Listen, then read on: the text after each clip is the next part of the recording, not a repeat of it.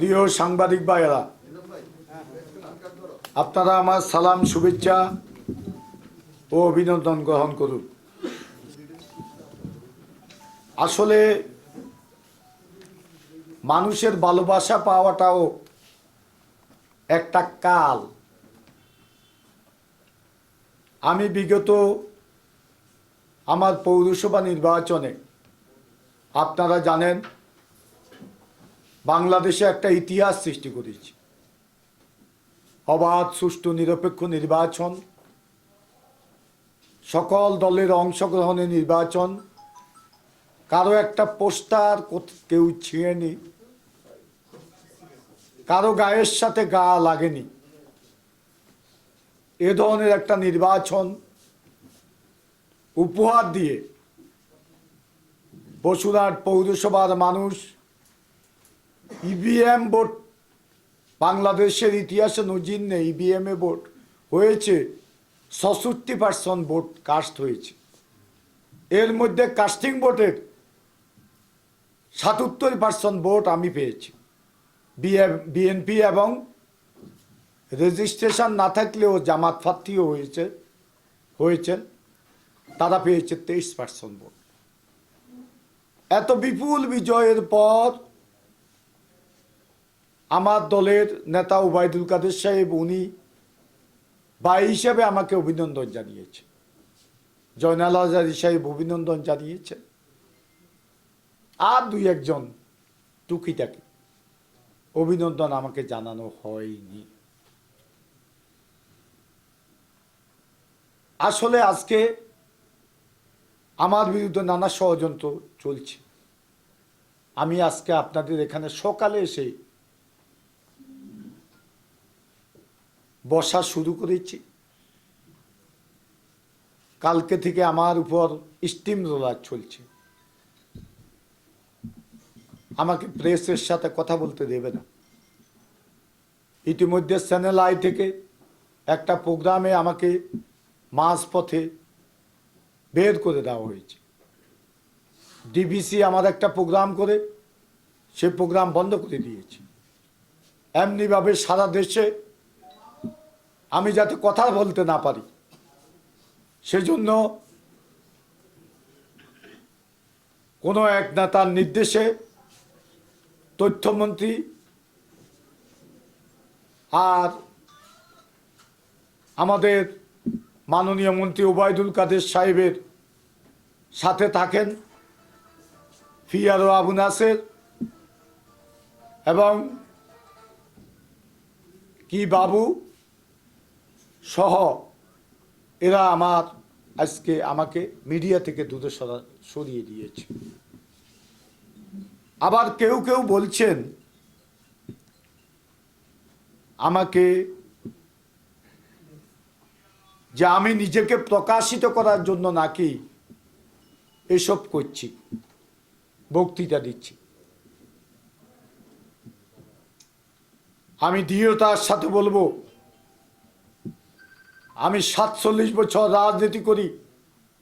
আমার রাজনৈতিক জীবনে আমি কখনো আওয়ামী লীগের কোনো নেতার কাছে আসিনি। আমাকে সুযোগ সুবিধা দেন, আমাকে এমপি বানান, আমাকে কোনো পদ পদবি দেন। এখন আমি স্পষ্ট ভাষায় বলতে চাই, মন্ত্রী এমপি হওয়ার যোগ্যতা আমার নেই। মন্ত্রী হওয়ার জন্য কখনো ওনাদের কাছে আসবো না। এমপি হওয়ার জন্য কখনো আমাদের নেতাদের কাছে আসবো না। ওনারা কেন আমাকে আজকে উপেক্ষা করছে এটা আমার জানার বিষয় নয়। আমি বলছি, নোয়াখালী জেলা আওয়ামী লীগের প্রস্তাবিত কমিটিতে আমাকে সহসভাপতি করা হয়েছে, আমি সেখানেও প্রত্যাখ্যান করেছি এবং আমি থাকব না। আমি আপনাদেরকে বলছি, আমি কোম্পানিগঞ্জ উপজেলা আওয়ামী লীগের একজন সাধারণ সদস্য হিসেবে আমি কাজ করব। আমি দেখাতে চাই সদস্য হিসেবেও কাজ করা যায়। এবং আমি মনে প্রাণে বিশ্বাস করি যে কাজ করে সে নেতা। এই বিশ্বাস বুকে লালন করে ৪৭ বছর রাজনীতি করেছি, এখনো সে রাজনীতির সাথে আছি। যত ষড়যন্ত্র চক্রান্ত যা কিছু করেন, আমাকে আমার এ পথ থেকে সরাতে পারবেন না। আমি আওয়ামী লীগের সাথে আছি, আমি বঙ্গবন্ধুর আদর্শের রাজনীতি করি, আমি জননেত্রী শেখ হাসিনার নেতৃত্বের প্রতি আমি শ্রদ্ধাশীল। আপনারা জানেন আমার বাড়িতে 4 বার আক্রমণ হয়েছে অনেক আগে। বিচার চেয়েছিলাম, আমি বিচার পাইনি। নোয়াখালীর অপরাজনীতির হোতা এবং তথাকথিত এমপি একরামুল করিম চৌধুরী, তার শ্রী শিউলি একরাম, সদর উপজেলার চেয়ারম্যান জেহান, আমাদের কোম্পানিগঞ্জ উপজেলার সাবেক চেয়ারম্যান মিজানুর রহমান বাদল, ফেনীর অপরাজনীতির হোতা একরামের হত্যাকারী, একরাম ভাইকে যারা নৃশংসভাবে হত্যা করেছে তার হত্যাকারী নিজাম হাজারী, ফেনীর টোকাই যে তেল চুরি করেছে, যে সিএনজির তেল বিক্রি করত, ফেনী বাস টার্মিনালে শেষরাগিরি করত, আপনার থেকে ভারত থেকে 84 মাইল আসলে সেখান থেকে পার্সেন্টেজ নেই, সেই ছেলে আজকে ভোট ডাকাতি করে মেয়র নির্বাচিত হয়েছে, সেই ছেলেটি। তারপরে দাগুল মিয়ার অপরাজনীতিক হোতা দিদার, এরা একত্রিত হয়ে একটা প্ল্যান তৈরি করে আমি এবং আমার পরিবারকে ধ্বংস করার জন্য ষড়যন্ত্র করছে। আমি ওয়াহিদুল কাদের সাহেবকে বলেছি, আমি নিজাম আজাদিকে বলেছি এগুলোর বিচার করা জন্য, কিন্তু বিচার তারা করেনি, বিচার আমি পাইনি। সর্বশেষ আমি সিদ্ধান্ত নিয়েছি, নেত্রীকে আমি একটা দরখাস্ত দিয়েছি, এই ব্যক্তি আমাকে হত্যার ষড়যন্ত্র করতেছে। স্বরাষ্ট্রমন্ত্রী মহোদয় আমাকে বলেছেন আমি পুলিশকে দিচ্ছি, তোমার এ ব্যাপারে ব্যবস্থা নেবেন। মাননীয় সভার স্বরাষ্ট্রমন্ত্রী আজকে পর্যন্ত আমার সাথে কি কেউ দেখা করেছে? আমার সেই দরখাস্তটার কি সমাধান, যে বিচার আপনারা করেছেন? আজকে আপনার কাছে প্রশ্ন রাখতে চাই, ঢাকাতে একসময় রাজনীতি করত মোহাম্মদ হানিফ সাহেব, মায়াবাই, তাদের পিছনে আমরা স্লোগান দিয়েছি। তারপরে মিরপুরে ছিল কামাল ভাই, তাদের পিছনে স্লোগান দিয়েছি। মোস্তফা জালাল, মহিউদ্দিন সাহেবেরা ছিল। আজকে কত নেতার আবির্ভাব ঘটছে, এই কামাল সাহেবেরা তাদের একজন। দুঃখ লাগে, কষ্ট লাগে, বিচার তো আপনারা করলেন না, করবেন না আমি জানি। অনেক মায়ের বুক নোয়াখালীতে, ফেনীতে খালি হয়েছে, বিচার পায়নি ওই এলাকার মানুষ। আজকে বলা যাবে না সে এলাকার নেতৃত্বে ওবায়দুল কাদের সাহেবেরা আছেন, আজকে জাতীয় নেতৃত্বে আছেন, উনার এলাকায় আজকে এটা চলছে। তাহলে আপনাদের বিবেকের কাছে প্রশ্ন রাখতে চাই, উনি কি অপরাজনীতি হোতাদের আজকে কি আশ্রয় প্রশ্রয় দিচ্ছে না? না হলে কেন উনাকে বলেছে রাজাকার পরিবারের সদস্য, আমাকে বলেছে রাজাকার পরিবারের সদস্য? একটা কেন্দ্রীয় নেতা প্রতিবাদ করে নাই। আমার এলাকা ছাড়া কোথায় প্রতিবাদ হয়নি। নোয়াখালীতে মিছিলের ব্যবস্থা করেছে 146 দ্বারা জারি করে ডিসিএসপি, তথাকথিত ডিসিএসপি। এরা একজন ডিসি বিএনপি করে, নানা অপকর্মের হোতা এসপি জামাত, নানা অপকর্মের হোতা। এরা মাসোয়ারা খায় একরামুল করিম চৌধুরীর থেকে। তারা এই প্রোগ্রাম বন্ধ করে দিয়েছে 146 দ্বারা জারি।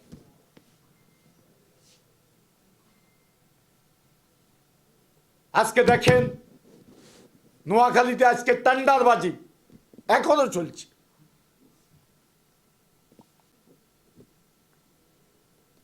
পানি উন্নয়ন বোর্ডের একটা টেন্ডার হয়েছে, সেই টেন্ডারটা উপমন্ত্রী এনামুল হক শামীমের নির্দেশে এবং নোয়াখালীর একরামুল করিম চৌধুরী এবং এই যে সেখানকার জেহান উপজেলা চেয়ারম্যান, সে নিয়ন্ত্রণ করে পানি উন্নয়ন। সেখানে 12টা ডিপার্টমেন্ট আছে, 12টা ডিপার্টমেন্টে 1-2 করে একরাম চৌধুরীর লোক নিয়ন্ত্রণ করে।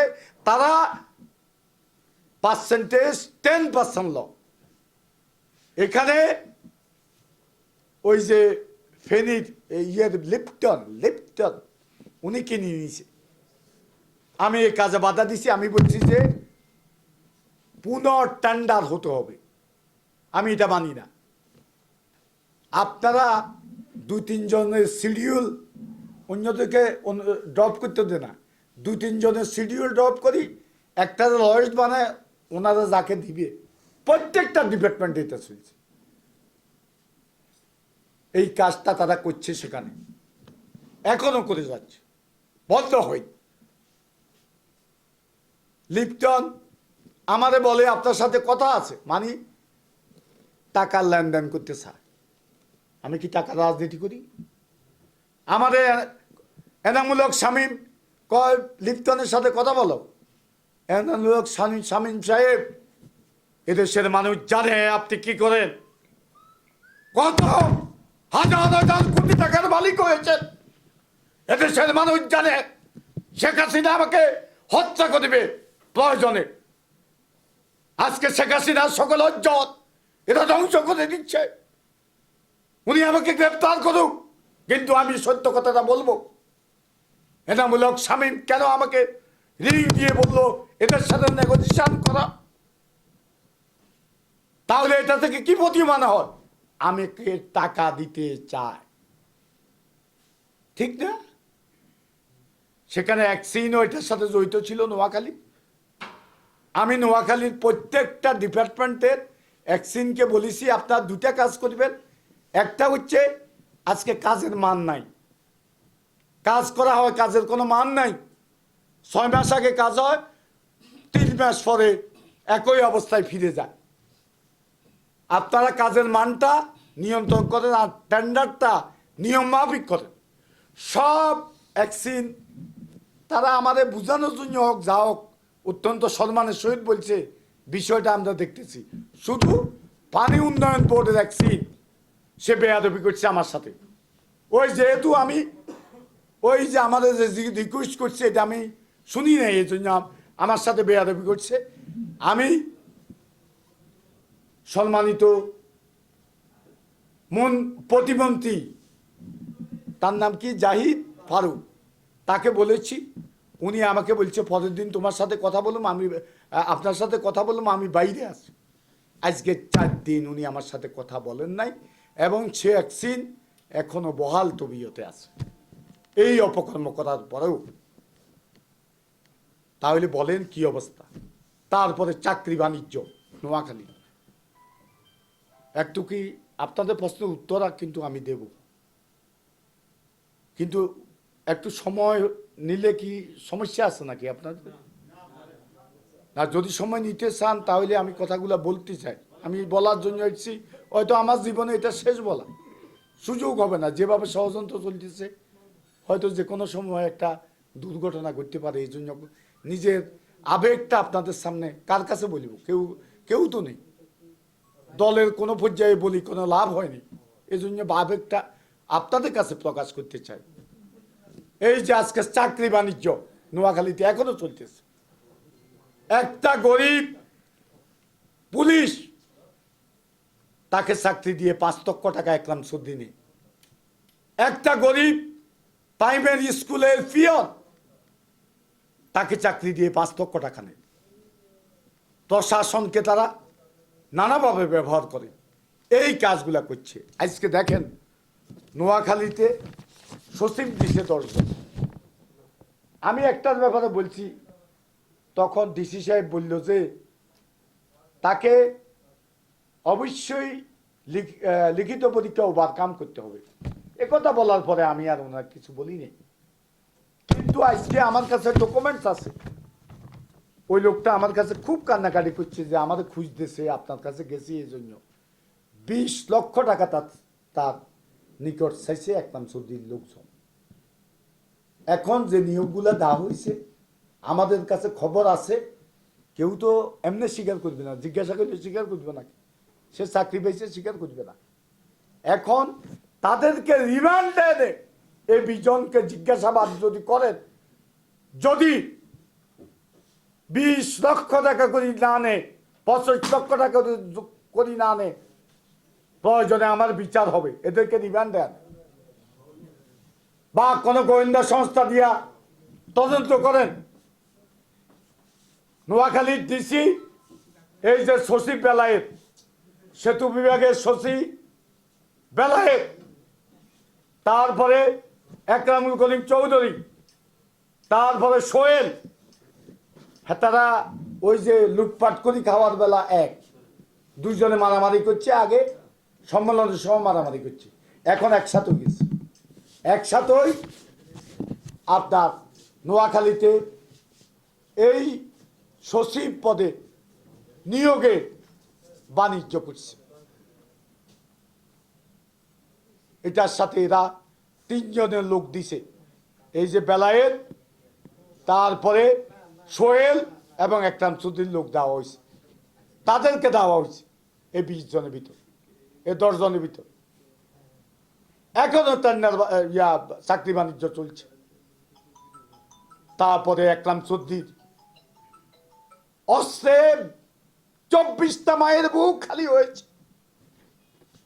দেখেন এত বড় বাগাইয়া নেতা কয় আঙ্গ দেশে, আমি বলছি না কিছু কিছু নোয়াখালী ভাষা কম, বাগাইয়া নেতা। বাগাইয়া নেতা ওই যে ফেনী নোয়াখালী পৌরসভার মেয়র, এর নাম কি, হারুন, মোবাইল করে কইলো সর্দি সাহেব, একরাম সর্দি সাহেব, আপনি যে অফিসে বই দিছেন, যেভাবে লোকজন এখানে যাওয়া হয়েছে, অফিস তো বাংচুর করিব, আপনি তো নিজেও ক্ষতিগ্রস্ত হয়ে যাবেন।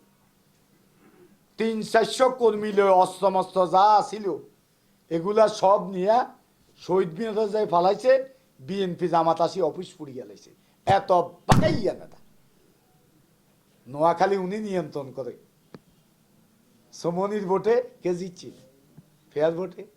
ফেয়ার ভোট আমি করেছি, আমি করেছি। এসপিরে কইছি পার পাইবার সুযোগ পাইবে না, ডিসিতে কইছি অনিয়ম করলে পার পাইবার সুযোগ পাইবে না। আজকেও বলছি, দেখি কি করে। আমি শাহাদাত সাহেবকে বলছি, নির্বাচন কমিশনার, যে আপনারা ফেয়ার ইলেকশন আমার নোয়াখালীতে করেন। কোথায় কি হচ্ছে আমার জানা বিষয়, ফেয়ার ইলেকশন এখানে করতে হবে। আমি চট্টগ্রামের নির্বাচনের কথা বলেছি। এখন আমার হাইকমান্ড থেকে আরম্ভ করি সবাই আমার উপর ক্ষুব্ধ হলে কি হবে? চট্টগ্রামের বিষয় আমি আর বলতে চাই না, সারা দেশের বিষয় আপনারা ভালোভাবে জানেন। আজকে নোয়াখালী ফেনীর অপরাজনীতি দেখেন। আজকে ফেনীতে একরাম বাইকে হত্যা করেছে, প্রকাশ্য দিবালোকে। একটা চেয়ারম্যান ভুল করতে পারে, তার অপরাধ থাকতে পারে, এভাবে তাকে প্রথম গুলি করে হত্যা করছে। এরপরে তার আপনার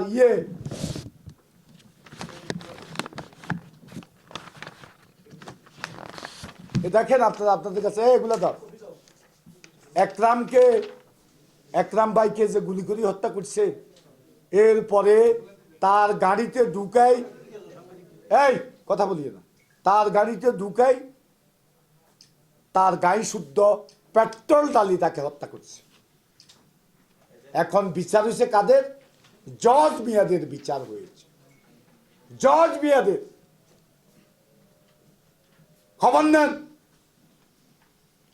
এটা চলছে আজকে ফেনীতে। সে বলে আমি নিজেকে প্রকাশিত করি, বেলা এগুলা করি, এই নিজাম আছে। তারপরে দাগুন মিয়াতে একটা ছেলে মারা গেছে, আপনারা নিশ্চয় ইতিমধ্যে জানেন, আপনাদের কাছে সব খবর আছে। দাগুন মিয়াতে যে ছেলেটা মারা গেছে, এই যে ফখরুল, দিদারের নেতৃত্বে সন্ত্রাসীরা সাইফুল্লাহ সহ তারা হত্যা করছে। এখন যারা হত্যাকারী আসামি, এরা প্রকাশ্য দিবালোকে রাস্তায় ঘুরতেছে। যে ছেলে মারা গেছে তার পরিবারকে আজকে নানাভাবে নাজেহাল করার তারা ষড়যন্ত্র করতেছে।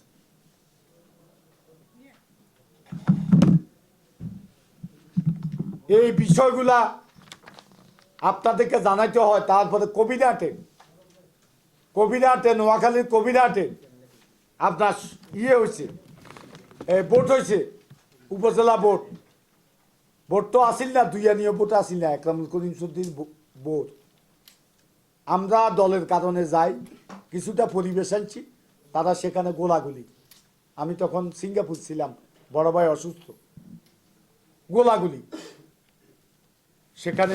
দেখেন এই কাগজ তো আছে, দেখো এই ছেলেগুলারে আহত করছে, সমস্ত আমাদের দলের ছেলে, সমস্ত আমাদের দলের ছেলে। কোন বিচার ওবায়দুল কাদের সাহেব করে নাই, করে নাই। একটা লম্পট চা দোকানের হোটেলের বয় তারে একরামে ইউনিয়নের চেয়ারম্যান বানাইছে। গত কয়দিন আগে আমি একটা বাড়িতে দাওয়াত খাওয়ার জন্য গেছি, সেখানে 20-25টা গুন্ডা লই যাই, আমার উপর আক্রমণ করার পরিকল্পনা করছে। সেখানে আমি প্রতিবাদ করার পর কয় ওবায়দুল কাদের গুন্ডা পালে। আমি বললাম যে তুই গুন্ডা, তোর লগে যেগুলো আছে এগুলো গুন্ডা, এইটা বলে আমি চলে গেছি। ওবায়দুল কাদের নাকি গুন্ডা পালে। আরেকটা যেটা বলতে চাইছি, আমরা রাজাকার পরিবারের সন্তান। 1971 সালে মুক্তিযুদ্ধে ওবায়দুল কাদের সাহেব আমাদের এলাকার মুজিব বাহিনী অধিনায়ক ছিল। আমি আব্দুল কাদের মির্জা তখন ছোট ছিলাম, আমি ক্লাস 7-এর ছাত্র। আমি আমার স্কুল থেকে মোহাম্মদ আলী জিন্নার ছবি পানিতে পালাই দিয়েছি, হেডমাস্টারের রুম থেকে নিয়ে ব্যত্যাঘাত করি, স্কুল ছাড়া করেছে আমার। আর আমরা রাজাকারের সন্তান, এত বছর এই দলের পিছনে অনেক ত্যাগ করি, চাইছি, কষ্ট লাগে, কষ্ট লাগে। আমার পরিবারে কেউ রাজাকার ছিল, আপনার তদন্ত করে দেখেন, আমাদেরকে রাজাকার পরিবারের সন্তান বলা হয়। ওবায়দুল কাদের তার পদ পদবীর জন্য মাথা নত করতে পারে। আব্দুল কাদের মির্জা আমি একদিনের জন্য তাকে ছেড়ে দেব না, তার বিরুদ্ধে কথা বলে যাব। আমি কি অস্ত্রবাজি করব? আমি অস্ত্রবাজি রাজনীতি করি না। উপরে সাক্ষী আছে, সে তার ছেলেকে হাতে অস্ত্র তুলে দিয়েছে। আমি আমার ছেলের হাতে যেদিন অস্ত্র তুলে দিই, সেদিন আমার মৃত্যু হোক, সাথে সাথে। আমরা রাজনীতি করি না। আমার গাড়িগুলা দেখেন, যদি কয়েকটা লাঠি হয়তো থাকতে পারে, এর বাইরে যদি কিছু থাকে, আমি এখানে বসাত, আমার লোকজন এখানে বসাত, তদন্ত করি, যদি পা আমার বিচার আপনারা করো। এরা আজকে অস্ত্র দিয়ে কি করছে নোয়াখালীতে, কত মায়ের বুক তারা খালি করছে। আজকে দেখেন, আমি শপথ, সরকারি শপথ নেওয়ার জন্য আমি আজকে বসুরহাট থেকে যখন রওনা দিছি, 6টা বাজে রওনা হয়েছে, 6:15 আমাকে দাগুন মিয়া আক্রমণ করলো কে? নিজাম আজাদিন নির্দেশে, দিদারের তত্ত্বাবধানে সোহেল এবং সাইফুল নামে দুইটা সন্ত্রাসীর নেতৃত্বে আমার গাড়িতে হামলা করছে, গতিরোধ করি না আসে, একটা টাক হঠাৎ করে আসি করতে গেলে, এটা আল্লাহ আছে। আমি মনে করি যে এটা আল্লাহ, আমার জন্য আল্লাহ আসছে। টাক আসি সামনে পড়ছে, আমাদের গাড়ি ক্রস করে চলে এসছে, পরে গাড়িগুলাতে আক্রমণ করছে। মূলত একরামকে যেভাবে হত্যা করছে, একরাম ভাইকে সেভাবে আমাকে হত্যা করার পরিকল্পনা এই নিজাম আজারি এবং দিদার, তারপরে স্বপন মিয়াজি করেছে। এটার সাথে একরামুল করিম চৌধুরী সাহেবেরা 50 কোটি টাকা আমার জন্য, আমার পরিবারকে হত্যা করার জন্য এবং উচ্ছেদ করার জন্য আজকে পান তৈরি করছে। ওবায়দুল কাদের বিচার করে না, বিচার পায়নি। জননেত্রী শেখ হাসিনা আমার সাথে কথা হয়েছে যেদিন আমাকে আক্রমণ করছে, উনি বলছে যে আমি দেখতেছি, কিন্তু আজকে 60টা দিন একটা পিঁপড়াও ধরে নেই। সেজন্য আমি এখানে আসতে বাধ্য হয়েছি। একটা পিঁপড়ার বিরুদ্ধে ব্যবস্থা নেয় নাই। উনি মোবাইল করে আমাকে শান্ত করলে আমি সব কর্মসূচি, আমি হরতালের কর্মসূচি দিচ্ছি লাগাতার, আমি সে কর্মসূচি প্রত্যাহার করে দিয়েছি। এখন পর্যন্ত একটা পিঁপড়াও ধরে নেই। চট্টগ্রামে একরাম চৌধুরীর ছেলে, যেখানে আমি হোটেলে খাওয়ার জন্য গেছি, সেই হোটেলের পিছনে একরাম চৌধুরীর বাসা, তার ছেলে এই নেতৃত্ব দিয়া আমার গাড়িতে সেখানে হামলা করছে। জনতা যদি প্রতিরোধ না করত, হোটেলের কর্মকর্তা কর্মচারী এবং আমার সাথে যারা আছেন তারা প্রতিরোধ না করলে সেখানে হয়তো আমাকে জীবন দিতে হতো। আমি কি কথা বলতে পারবো না? আজকে আমার মুখ বন্ধ করার জন্য ওবায়দুল কাদের সাহেব ষড়যন্ত্র করছে, চক্রান্ত করছে। আজকে দেখেন, আজকে করোনার কারণে আমার এলাকার কোনো মানুষ, আমরা তো অনেক আগে এলাকা থেকে আমাদেরকে, এই বাসা থেকে আমাদেরকে অপমান করে বের করে দিয়েছে।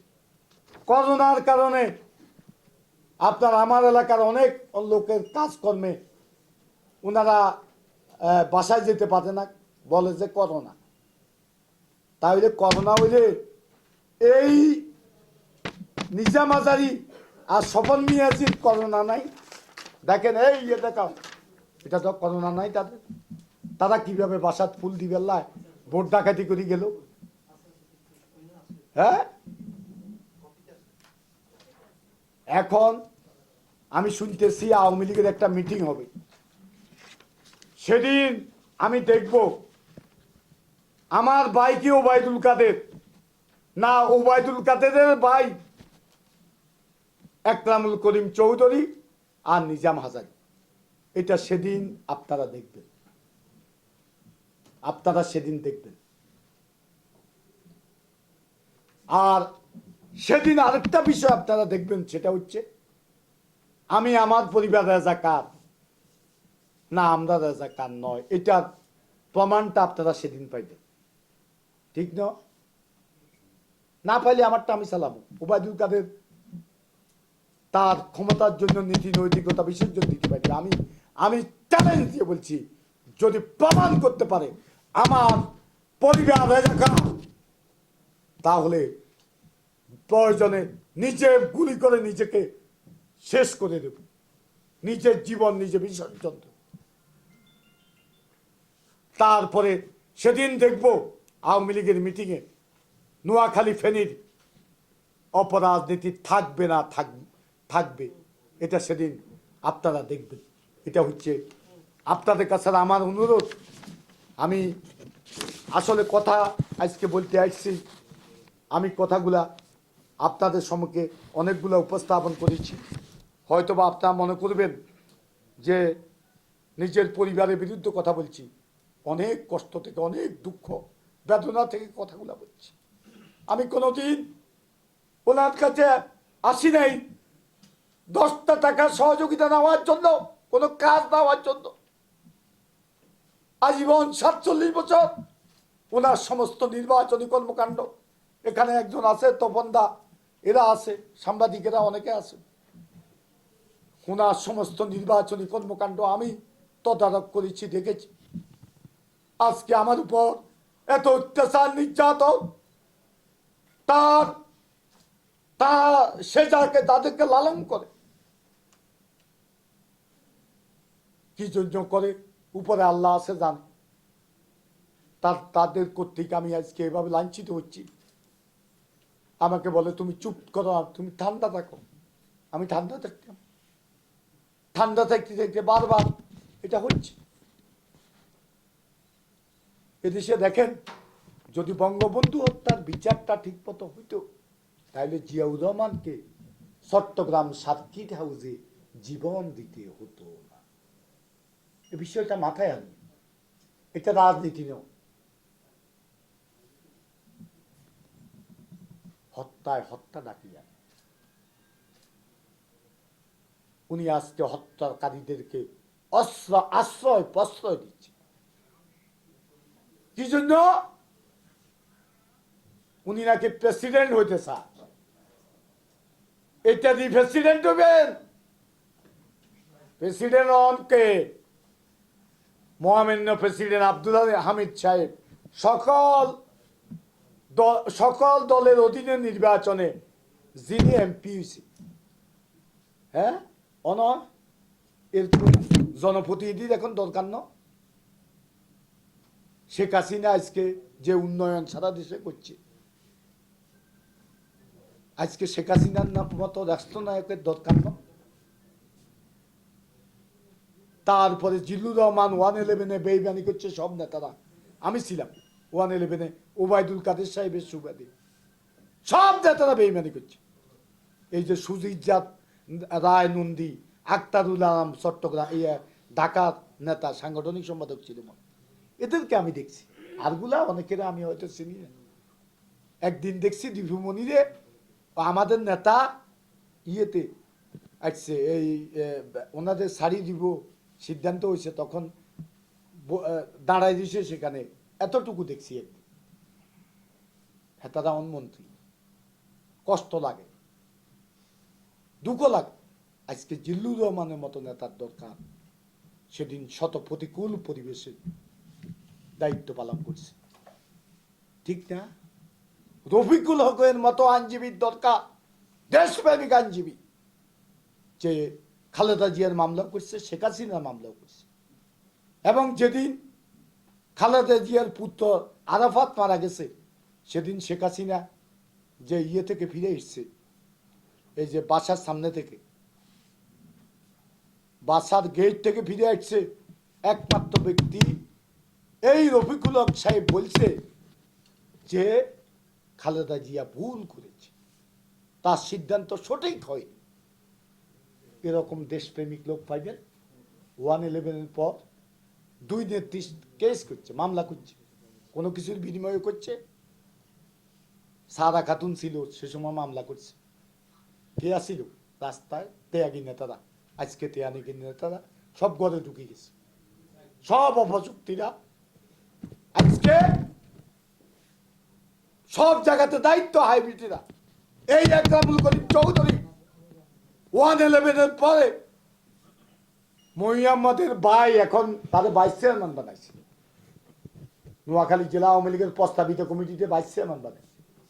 তখন তাদের মাধ্যমে মহিয়াম্মদের সাথে সম্পর্ক স্থাপন করে কিং পার্টিতে যাওয়ার পরিকল্পনা করছে। সে এখন নোয়াখালীর এমপি, সে এখন নোয়াখালী জেলা আওয়ামী লীগ। এইখন বলি, তখন আমাদেরকে বলে নিজেদেরকে প্রকাশিত করার জন্য কথা বলে।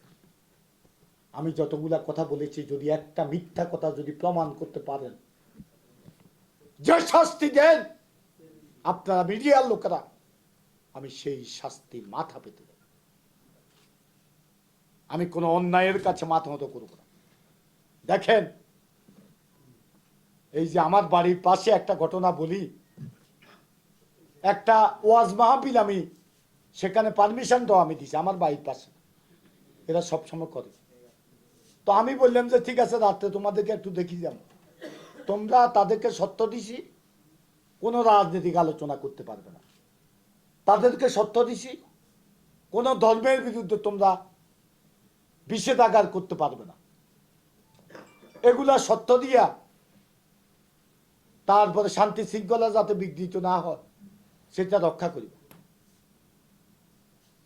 কিন্তু শুনেন, এই এটা কর, এটা ওটা যত আওয়াজ দাও, ইনে দাও, ইয়ে না, আবার আবার প্রথম দই দাও।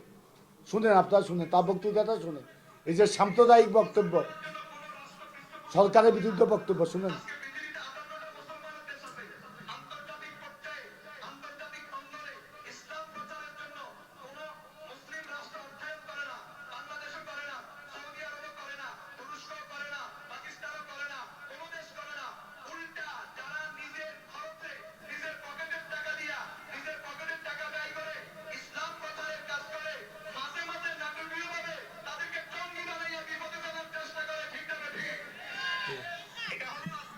আরো আছে তো, তুমি আসল তা তো দাও, কোনটা আছে?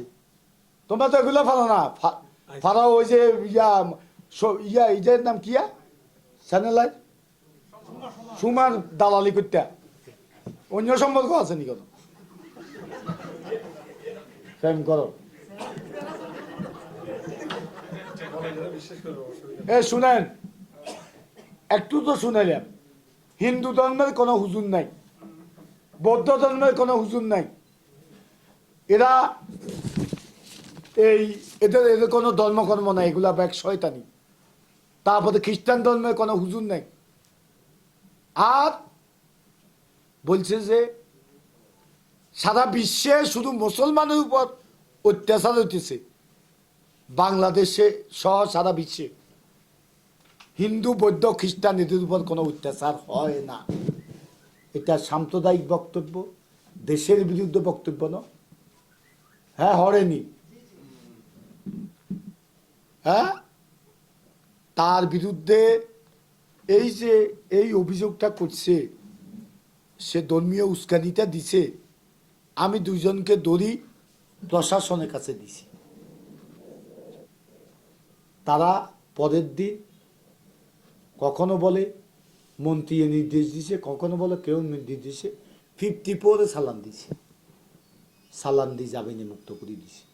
ডিসি জামাত করে আর ওসি 1 নম্বর দালাল, এ দুটো একত্র এই কাজটা করছে। আমি পুরা ইয়েটা রেকর্ডটা আমার ইয়েতে আছে, আমি তাদেরকে সব দিয়া মূলত এই কাজটা করছি। দেখেন আজকে ইসলামের নামে তারা কি করতেছে, আজকে সাম্প্রদায়িক দাঙ্গা লাগাতেছে। এই যে ফ্রান্সের ঘটনা, সেখানে একটা এই যে ম্যাগাজিনে আমাদের মহানবী হযরত সাল্লাল্লাহু আলাইহি ইসলামকে ব্যঙ্গ করছে। আমরা ওইটার প্রতিবাদ করি, আমি একজন মুসলমান হিসেবে শুধু প্রতিবাদ নয়, যারা এই ঘটনার সাথে জড়িত তাদেরকে ফাঁসি দেওয়া হোক। কিন্তু এই প্রতিবাদের নামে আজকে বাংলাদেশে মানুষ হত্যা করা হবে, এই প্রতিবাদের নামে হিন্দুর বাড়িতে আগুন লাগানো হয়, এই প্রতিবাদের নামে হিন্দুদের বাড়িঘর ভাঙ্গা হয়। এটা কোন ইসলাম? মহানবী হযরত সাল্লাল্লাহু আলাইহি ইসলাম কি বলছে আরাফাতের ময়দানে? সকল ধর্মের প্রতি সম আচরণ করো, কি বলে নাই? হ্যাঁ, আমার কোরআনের বাণী লাকুম দীনুকুম ওয়ালিয়া দীন, তোমার ধর্ম তুমি পালন করো, আমার ধর্ম আমি পালন করো। কি এটা না? তাহলে এটা কোন ইসলাম? ইসলামের নামে আজকে এগুলা চলছে, আর তারা এই লোককে ছাড়িয়ে দিছে। ওবায়দুল কাদের সাহেবের নাম বিক্রি করে ডিসিএসপি সাহেব এগুলা করছে। এটা হচ্ছে আমাদের দেশের চিত্র। যদি তারে শায়েস্তা করা হইতো, বাংলাদেশে এই আকামটা অন্য হুজুরা করার সুযোগ পাইতো না। আজকে ইয়ের নামে কি চলে দেখেন আপনারা, এই যে কিছু কিছু হুজুর, মিজানুর রহমান আজারি, আমির আরেক মনোয়ার, রফিকুল্লাহ আফসারি, এরা যে ভাষণ দেয় বিভিন্ন জায়গায়, সেখানে আপনার ইসলামে জায়েজ আসেনি আপনার ইয়ে করা, এটাতে কি কর কন্ট্যাক্ট করা জায়েজ আছে নি? ওই যে তারা যে ওয়াজ করে এই ওয়াজে কন্ট্যাক্টের কোনো জায়েজ আছে নি? তারা 5 লাখ 7 লাখ 10 লাখ টাকা করিল লই সেখানে আওয়ামী লীগের বিরুদ্ধে, শেখ হাসিনার বিরুদ্ধে, বঙ্গবন্ধুর বিরুদ্ধে, স্বাধীনতার বিরুদ্ধে, মুক্তিযুদ্ধের চেতনার বিরুদ্ধে, অসাম্প্রদায়িক রাজনীতির বিরুদ্ধে কথা বলে না। কোথায় আমাদের সরকার আজকে মুক্তিযুদ্ধের পক্ষের শক্তি? বঙ্গবন্ধুর মুদাল ভেঙে ফেলবে। আমি আমেরিকা থেকে চিকিৎসা নিয়ে এসে আমি প্রতিবাদ করেছি। একটা প্রাণী আমি প্রতিবাদ সমাবেশ দেখেছি আমার এলাকায়। আমি রাস্তায় মিছিল করে বলেছি, আমার এলাকা যদি বঙ্গবন্ধু মুদাল ভাঙ্গার কোনো মিছিল কেউ করে আমি সামনে দাঁড়াবো, প্রতিবাদ করব। এ সাহস তোমাদেরকে কে দিয়েছে? কে দিয়েছে? যে নেতা দীর্ঘ 30 বছর বাঙালি জাতির জন্য সংগ্রাম করেছে, 14টি বছর কারাগার থেকে কারাগারে দিন কেটেছে, 3বার ফাঁসির কাছে গিয়ে বাঙালি জাতির জয়গান গেয়েছে, সে নেতার মুরাল আজকে মুরাল কি নাই? আজকে ভেঙে ফেলা হচ্ছে। আজকে বুড়িগঙ্গা নদীতে ফেলে দেওয়া হোক। আজকে জিয়াউর রহমানের ভাস্কর্য নাই বাংলাদেশে? এটা কি মূর্তি নাকি? এরশাদের ভাস্কর্য চিটংয়ে নাই? এই কথা বলেন না কেন? নাই? এগুলো কেন বানিল না? কেন বঙ্গবন্ধু মুরাল বানিল? তখন কেউ কিছু বলে নাই। শুধু চট্টগ্রামের মহিউদ্দিন চৌধুরীর ছেলে নভেল বলেছে ঘাড় মটকে দেব। আর একটা প্রাণী আমি জাতীয়ভাবে তাদেরকে বলেছিলাম আপনারা কর্মসূচি দেন। এরপরে কুষ্টিয়া আমাদের এক নেতা, হ্যাঁ আমরা বলে আইলেবিলে কথা কই, হেতেনে কয় অনেক করতেন না, হেতেনে নেতার হিয়ানে বঙ্গবন্ধুর মুরালটা ভাঙিয়ে এলেছি। হ্যাঁ, এরপরে প্রতিবাদ তো আমরা আগে করলে তো এই ঘটনাটা আর ঘটতো নি।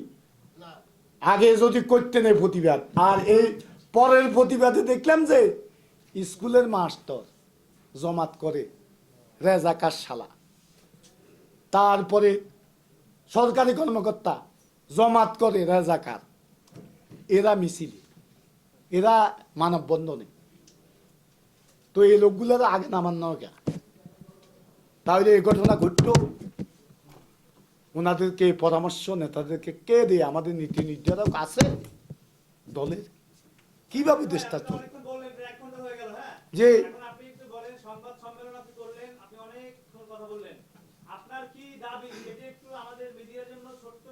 আমার দাবি হচ্ছে আমার পরিবারের উপর, আমার উপর যে হামলা করেছে এবং আমার পরিবারকে রাজাকার পরিবার বলেছে, এই আকরামুল করিম চৌধুরী এবং নিজামুদ্দিন হাজারি, তাদেরকে দৃষ্টান্তমূলক শাস্তি দেওয়া হোক। আমি শপথ করার জন্য যাওয়ার সময় যারা আমার উপর আমার গায়ে বহরে আক্রমণ করেছে তাদের দৃষ্টান্তমূলক শাস্তি দেওয়া হোক এবং নোয়াখালী ফেরি থেকে অপরাজনীতি বন্ধ করা হোক। মানুষের ভোটাধিকার প্রতিষ্ঠা করার জন্য যা যা করণীয় দরকার সেগুলো অবশ্যই করতে হবে। এইভাবে বাংলাদেশে, বঙ্গবন্ধুর বাংলাদেশে এই অরাজকতার নির্বাচন, ভোটবিহীন নির্বাচন আমরা দেখতে চাই না। তারপরে বাংলাদেশ থেকে দুর্নীতি বন্ধ করতে হবে, এটা হচ্ছে আমার দাবি।